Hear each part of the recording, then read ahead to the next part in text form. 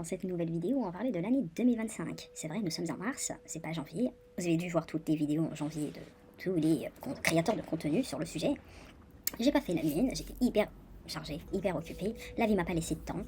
Mais maintenant, on n'attend pas le moment parfait, ou le moment parfait, ou le temps parfait, ou les... Non, on y va même si c'est pas parfait. Il n'y a pas de perfection. Donc on fait, c'est l'essentiel. So, j'espère que vous allez bien, pour ceux qui me reconnaissent, pour ceux qui me connaissent, pour ceux qui sont nouveaux ici, que c'est la première fois que c'est bienvenue sur Sagesse et Transformation. Ici, nous parlons de sagesse, de transformation et de guérison. Nous parlons de foi, de croyance, nous parlons de croyances du folklore populaire, nous parlons de cristaux, nous parlons de concentration, nous parlons de manifestation, nous parlons d'élévation, nous parlons de connexion avec le divin, nous parlons ou avec tes anges, peu importe, chacun ce qu'il recherche. Voilà, donc si tout ça, ça te parle, abonne-toi pour pas rater la prochaine vidéo. Dans cette vidéo, nous allons parler de l'année 2025. L'année 2025, à mon avis, vous avez dû voir d'autres vidéos là-dessus, mais je tenais quand même à faire la mienne là-dessus, hein. 2025, déjà en numérologie, ça fait 9. 9, c'est 9, c'est le suprême de la numérologie. Parce que la numérologie, ça va de 1 à 9, et ça finit à 9. Après, 10, c'est 1 qui recommence, c'est le même cycle de 1 à 9 qui reprend en rajoutant le même 1, 2, 3 derrière. Et après, 2, et ça monte.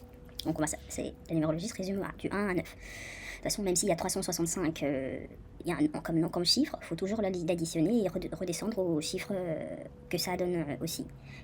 Par exemple, 26, ça fait 6 plus 2, ça fait 8, tu vois. Ça revient toujours à un nombre entre 1 et 9, d'accord? C'est comme ça que ça marche. Donc 9, c'est le changement d'un grand cycle, en fait. Là, nous rentrons dans quelque chose même une nouvelle ère. Nous rentrons dans l'ère du Verseau. Ah, enfin, l'ère du Verseau, c'est l'ère de l'information, l'ère de l'intelligence, l'ère de la communication, la connaissance de soi, côté un peu humanitaire et tout. C'est hyper important. C'est aussi l'ère de l'information, tu vois, c'est... Voilà, et aussi une numérologie de 9, 9 c'est quand quelque chose se complète. En anglais on dit completion, so, en français ça doit être, je sais pas, la complexion, non ça ferait compliqué complexion, mais quand quelque chose se complète, donc je sais pas, anyhow, bon.